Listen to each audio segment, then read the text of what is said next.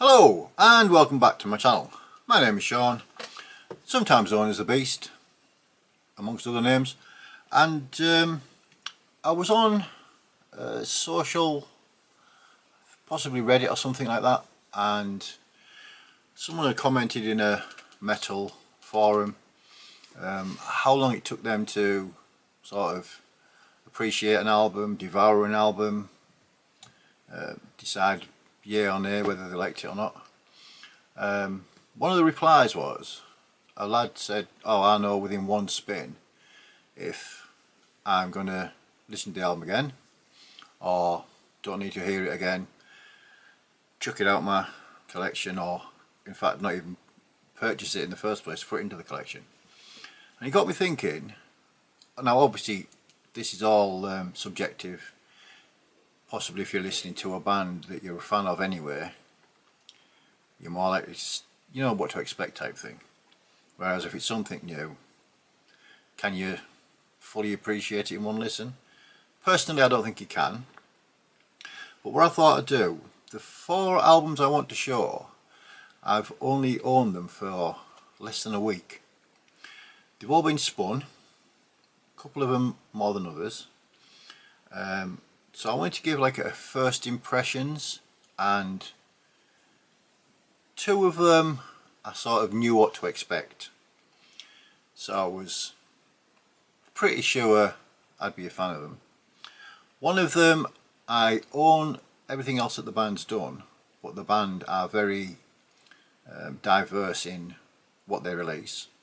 So that was like a, yeah, it could be good, might have gone too far another way.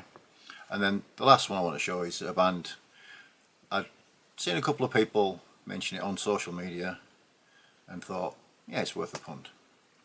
There were people that are showing it, were people whose opinions I respect. So anyway, enough twatting on and talking shite.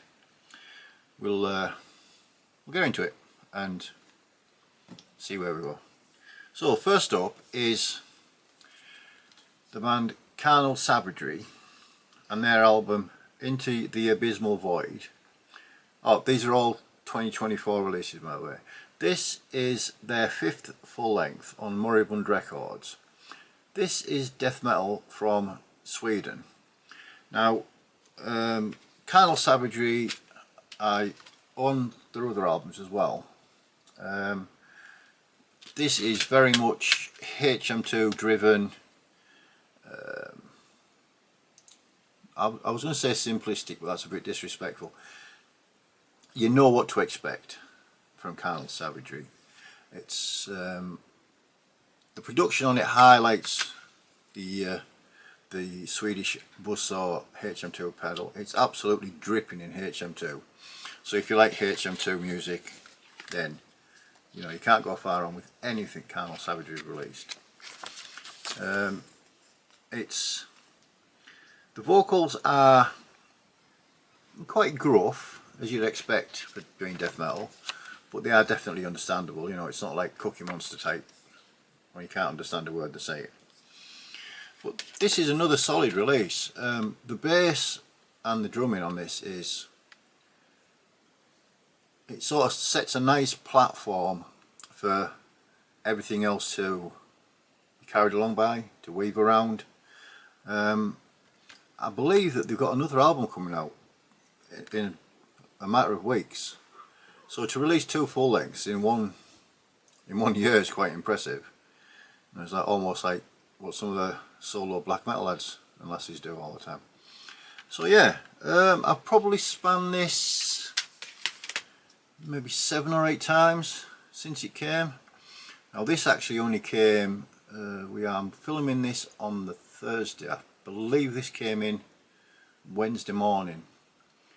And again, because I sort of knew what to expect from Caral Savage, I had a feeling I'd like it. And they aren't trying to redefine the genre or anything like that.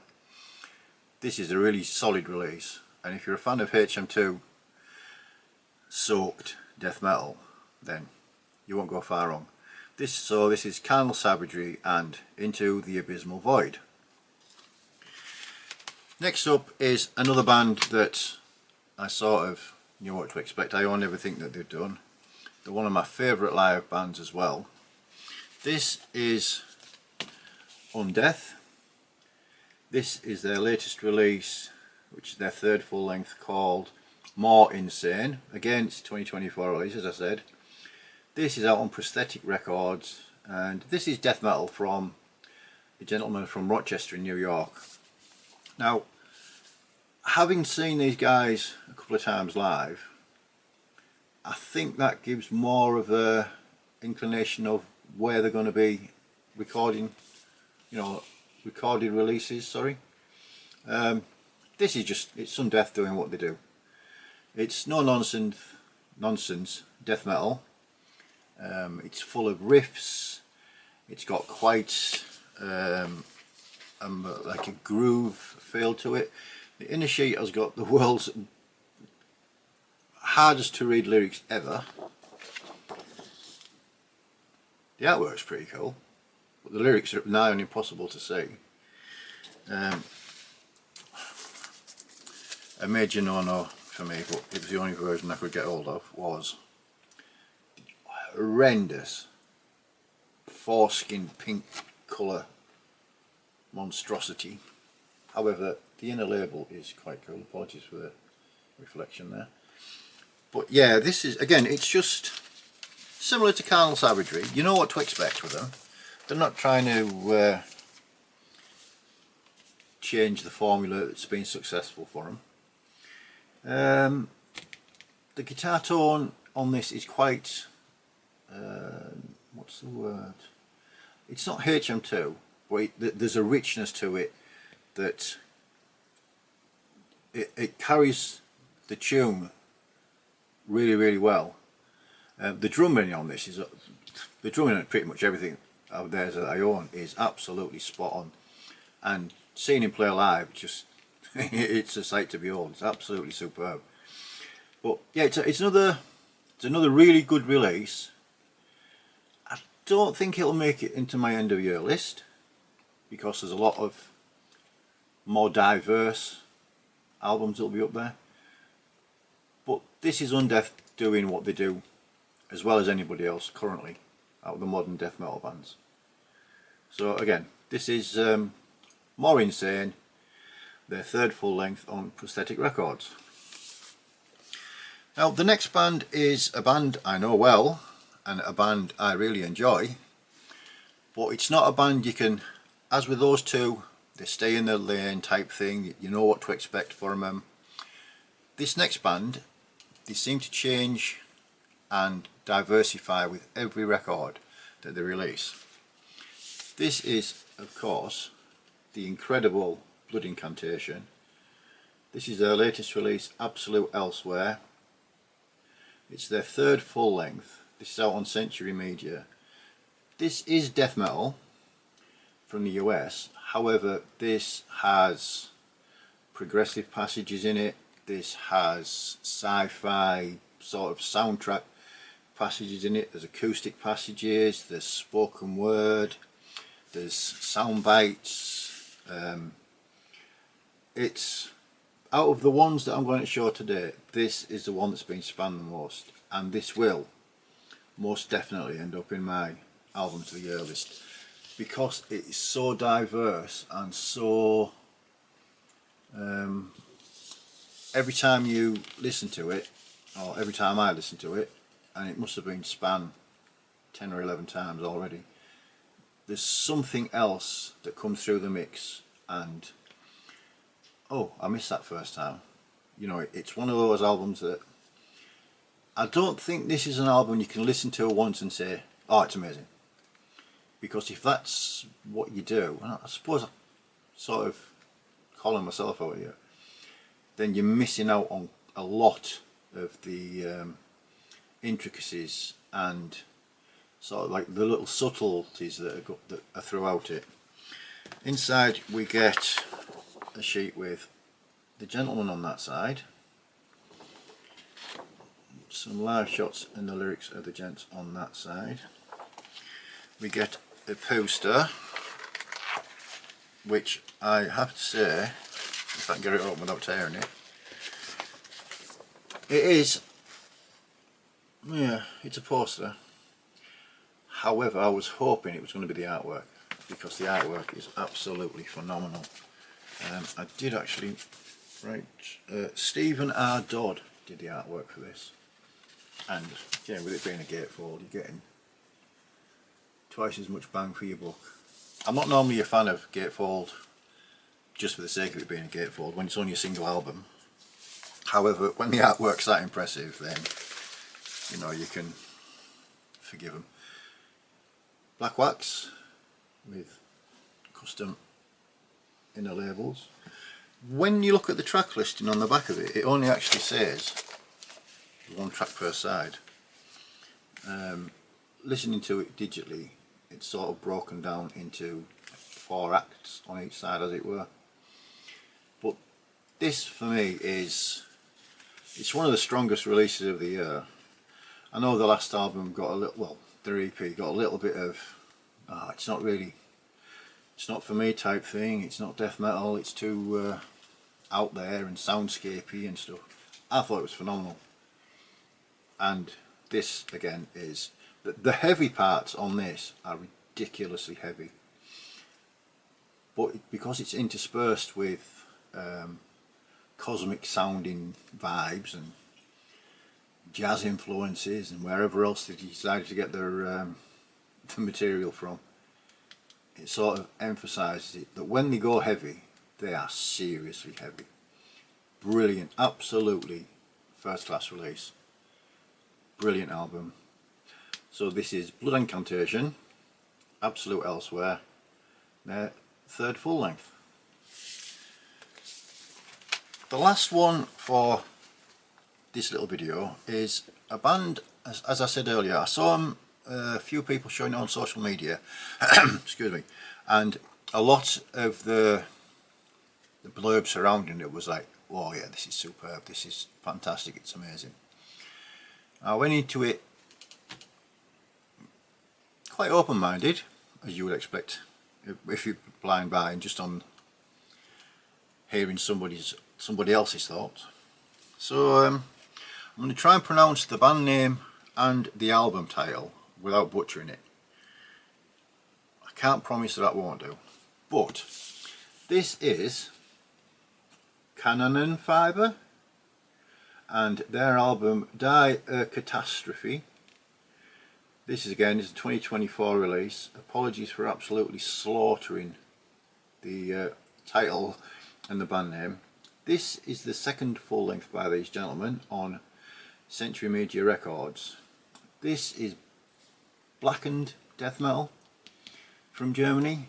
The gentleman that does all of it is a gentleman goes by the name Noise, which is, yeah, fair enough. He's very secretive about his personality. I believe he's got another couple of projects, but I say I've only had this a short while, so I haven't really looked into anything else that he's done. But this is all themed around the First World War, and apparently his grandfather had served in the war and was sort of, the album's sort of based on the stories that his grandfather told. It certainly doesn't glorify war.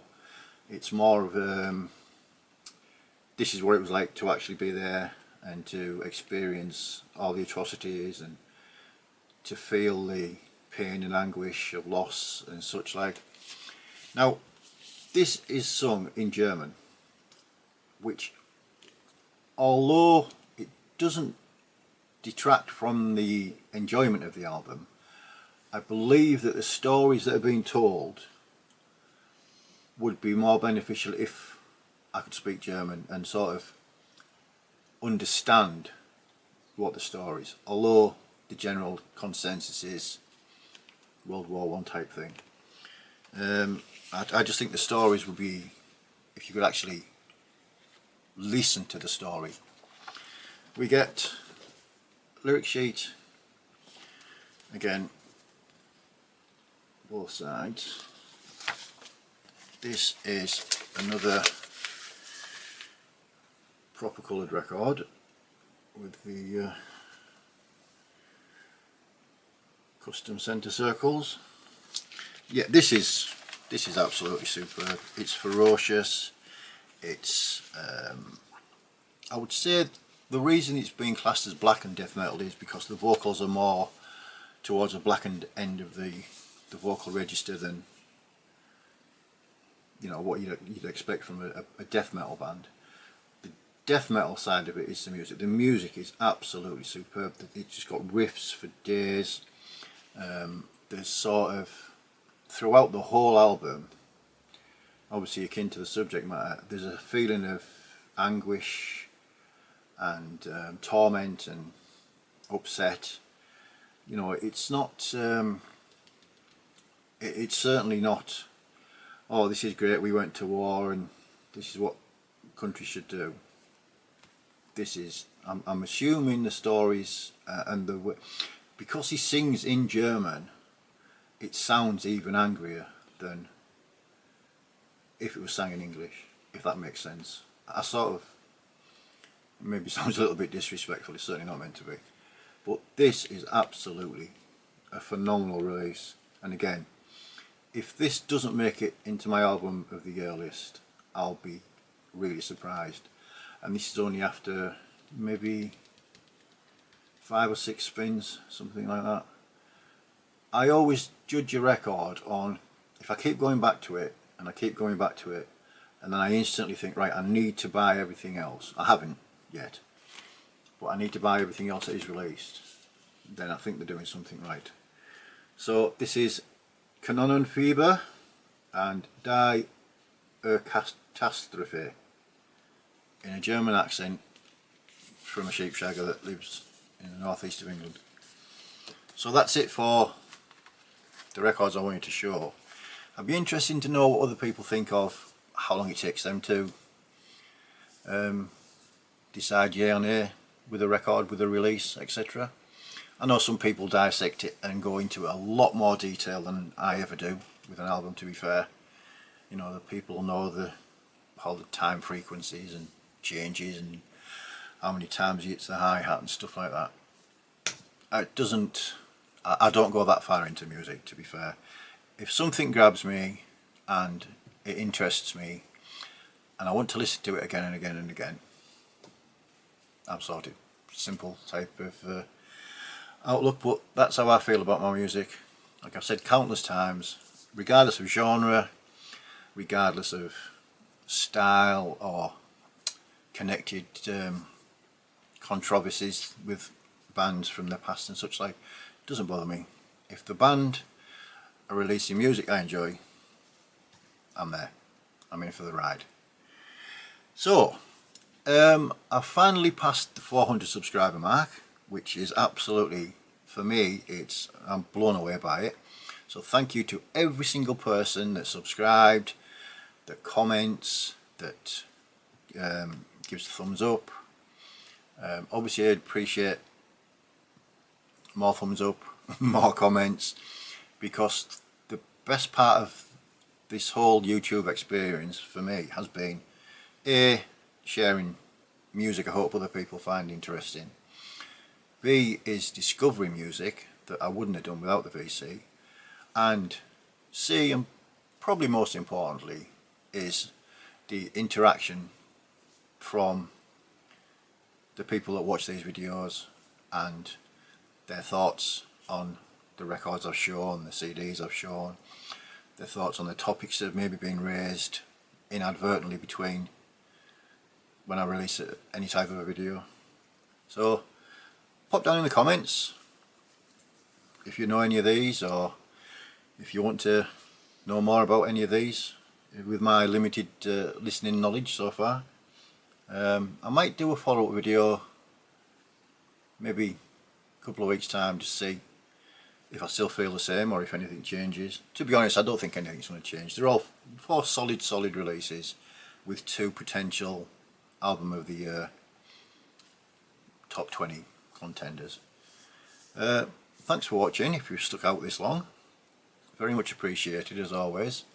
Back probably with a black metal update, because I've been listening to a lot of black metal recently and quite a bit coming. Yeah, we'll leave it there. Enjoy whatever it is that you're listening to, whatever genre. Look after each other, and as always, until next time, cheers!